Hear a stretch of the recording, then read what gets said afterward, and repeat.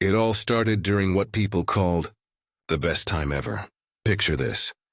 It's the 1920s in America. The Roaring Twenties, World War I is over. Jazz is playing in every club. Cars are rolling off assembly lines.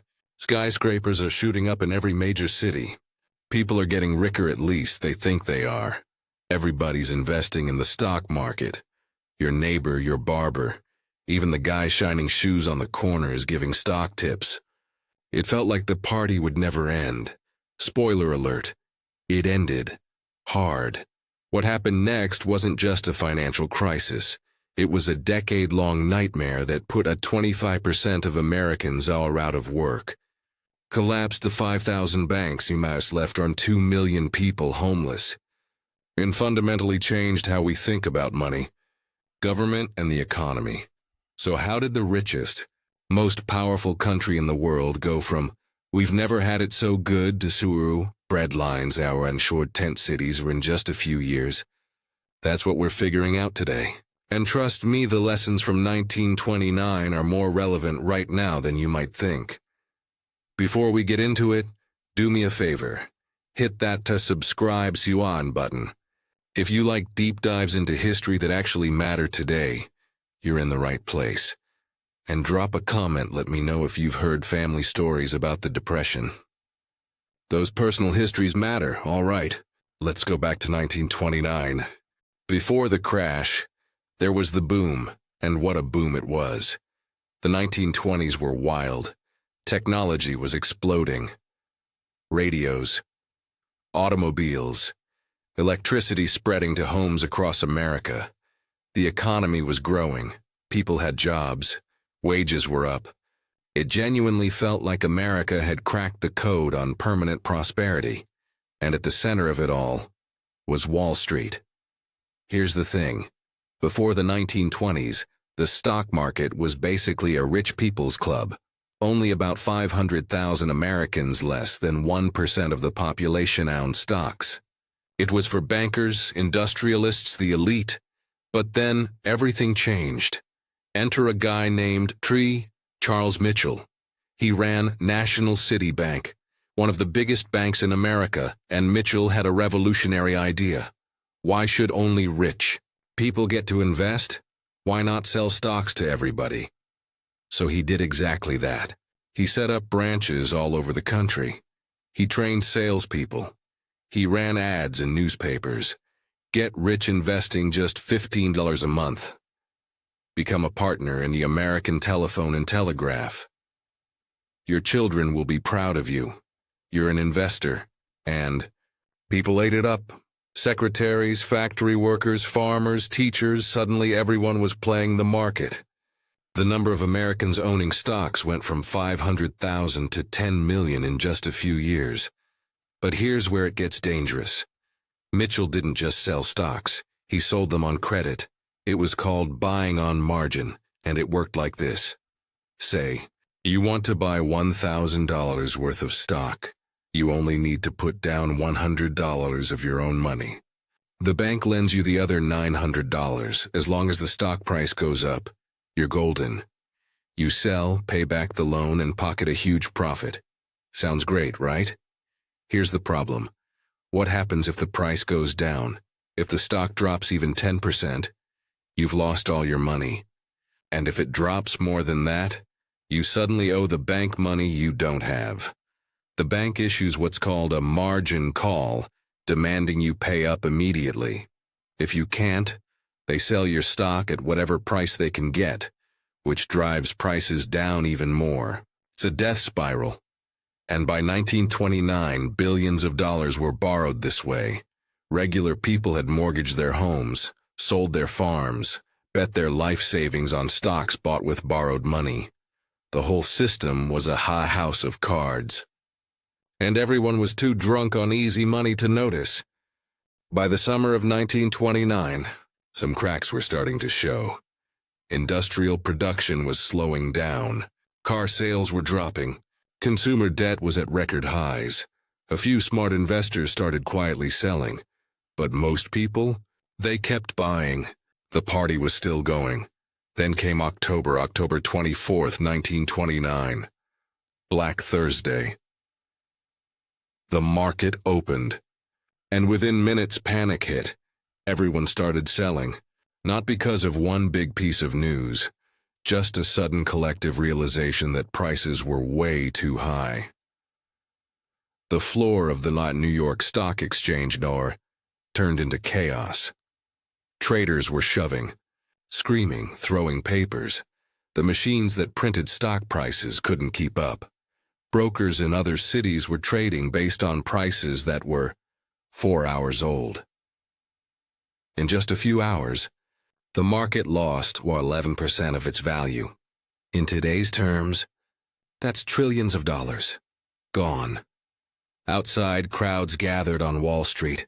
Rumors spread that brokers were jumping out of windows. Most of those rumors were false, but the panic was real. Behind the scenes, the big banks tried to stop the bleeding. The heads of Chase, Morgan Bank, and National City got together and threw massive amounts of money at the market, buying up stocks to restore confidence. It worked. Temporarily, the market stabilized by the end of the day. People breathed a sigh of relief. Maybe it was just a scare. But then the weekend came and people had time to think, time to realize how much debt they were in, time to realize how overvalued everything was. Monday, October 28th, Black Monday. The selling started again. This time, there was no stopping it. The market lost another 13%.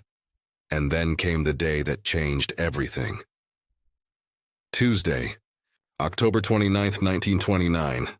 Black Tuesday. The dam broke. Everyone was selling. Almost nobody was buying. Prices were in free fall. 16 million shares traded hands.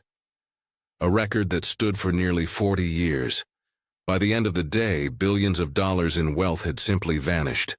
People who'd been millionaires on paper were suddenly broke. Farmers who'd mortgaged their land to buy stocks lost everything. Teachers, mechanics, small business owners, regular people who'd believed the dream wiped out. The aftermath was brutal. Margin calls went out by the thousands. People couldn't pay. Banks sold their stocks for pennies, crashing prices even more. Some people, facing complete ruin, took their own lives. But here's what a lot of people don't realize. The crash wasn't the depression. Not yet. The real disaster was about to begin. The stock market crash was bad, but what turned it into the Great Depression was everything that happened next. First, Domino. People stopped spending. With their savings gone, Americans tightened their belts. They stopped buying cars, appliances, clothes, anything non-essential. Businesses saw sales collapse. Second domino, businesses started failing. With nobody buying, companies cut production. They laid off workers. Unemployment started climbing. Third domino, banks collapsed. Here's the thing people forget. Banks had invested heavily in the stock market too. When it crashed, many banks lost everything. And when a bank failed, everyone who had money in that bank lost their savings. There was no FDIC insurance back then. Your money was just gone. This created bank runs. Panicked people rushed to withdraw their money before the bank collapsed.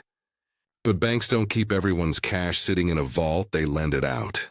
So when everyone tried to withdraw at once, even healthy banks collapsed under the pressure. Between 1930 and 1933, about 5,000 American banks failed. 5,000, taking the life savings of millions of families with them. Fourth domino, the global economy collapsed. American banks had loaned billions to European countries, especially Germany and Austria, which were still recovering from World War I. When American banks failed, they demanded immediate repayment. This triggered banking crises across Europe, and then Congress made it worse, way worse. In 1930, they passed the Smoot-Hawley Tariff Act, which raised taxes on imported goods. The idea was to protect American businesses. The result, other countries retaliated with their own tariffs. Global trade basically stopped. The Depression went worldwide. Fifth domino, human suffering on a massive scale. By 1933, unemployment in America hit 25%. 1 in 4 workers couldn't find a job. Families lost their homes and lived in shanty towns made of cardboard and scrap metal. These tent cities were bitterly called Hoovervilles, named after President Herbert Hoover, who many blamed for not doing enough.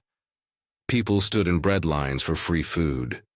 Farmers who still had land couldn't sell their crops. Prices had collapsed. The Dust Bowl hit the Great Plains, turning farmland into desert and forcing thousands of families to flee west. It was hell for an entire decade. So what did the government do? Initially, not much. President Herbert Hoover believed in limited government intervention. He thought the economy would fix itself. The fundamental business of the country is sound, he kept saying. It wasn't. By 1932, Americans were furious. Hoover tried a few things: raising taxes, creating the Reconstruction Finance Corporation to loan money to banks. But it was too little. Too late. In the 1932 election, Franklin Delano Roosevelt crushed Hoover in a landslide. FDR came in with a completely different approach. His inaugural address included one of the most famous lines in American history. "The only thing we have to fear is fear itself." And then he got to work. FDR's plan was called the New Deal. It was massive government intervention, something America had never really tried before. And he didn't just have one plan. His approach was, try something. If it works, great. If it doesn't, admit it and try something else. The New Deal included the Federal Emergency Relief Act, direct aid to the poor and unemployed, the Civilian Conservation Corps, government jobs for young men, building parks and infrastructure, the Securities and Exchange Commission, SEC, regulation of the stock market to prevent another crash, the Social Security Act, a safety net for the elderly and disabled, the Fair Labor Standards Act, minimum wage, maximum work hours, ending child labor. FDR also did something radical. He took America off the gold standard. This let the government print more money and inject it into the economy. Did it work? That's complicated. Economists still argue about it. Some say the New Deal saved America. Others say it prolonged the Depression by interfering with the market's natural recovery. What most people agree on is this: what really ended the Depression was World War II.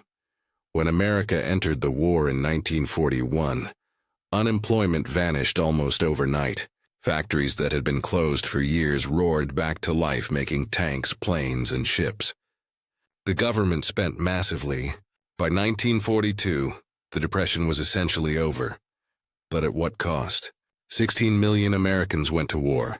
Hundreds of thousands didn't come back. Okay, so that's the history. But why does it matter now? Because history doesn't repeat, but it rhymes. And some of the rhymes are getting pretty loud. Lesson 1.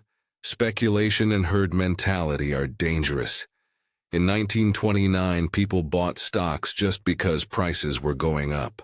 Nobody cared about fundamentals or actual value. It was pure momentum.